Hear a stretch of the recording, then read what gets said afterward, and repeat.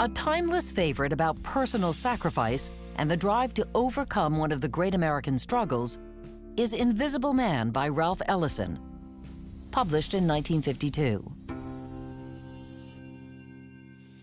In the book, the protagonist, simply called narrator, is a black man who lives his life as a model citizen and continuously tries to uplift himself and his community. But at every turn, he comes up against a gauntlet of discrimination that leads to his ultimate and tragic end.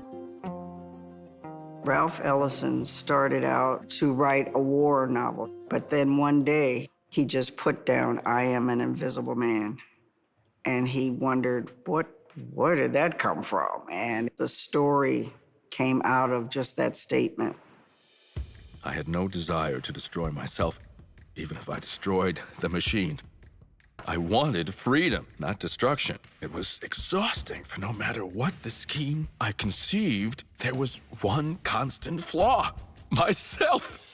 Invisible Man is an incredible tour de force that explored race in a new way by delving into the idea of social invisibility amongst Black people, specifically Black men. What does it mean to be hyper-visible, yet outrageously and completely invisible at the same time?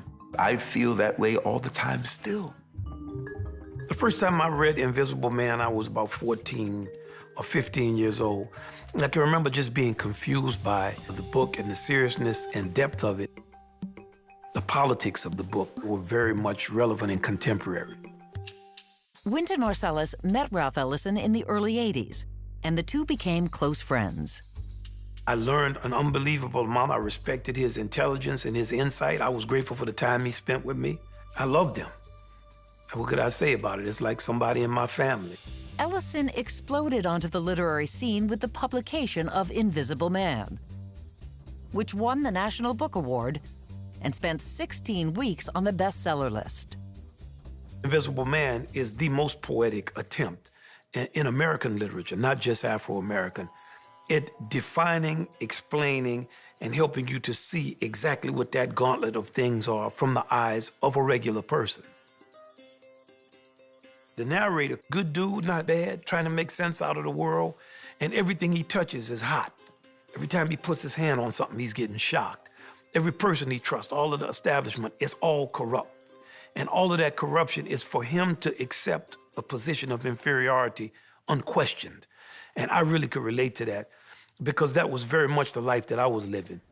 I consider the book to be a blueprint for modern living and the type of hopelessness that the narrator concludes when you look across the landscape of our country for the average everyday American, white and Black, you have that feeling. What can you do? You can hate some other people, but they're not what the problem is. The narrator is faced with a huge systemic problem in the same way that other tragic heroes are, like Winston Smith in 1984. The system is bad, right? There is this racism that is inherent in the whole system, and the ability to overcome that seems basically impossible.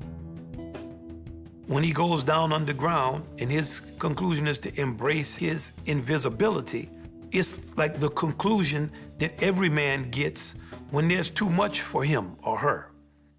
My name is Wynton Marsalis. If you want to be a part of the Great American Read, go to our PBS website and vote. We need you to vote.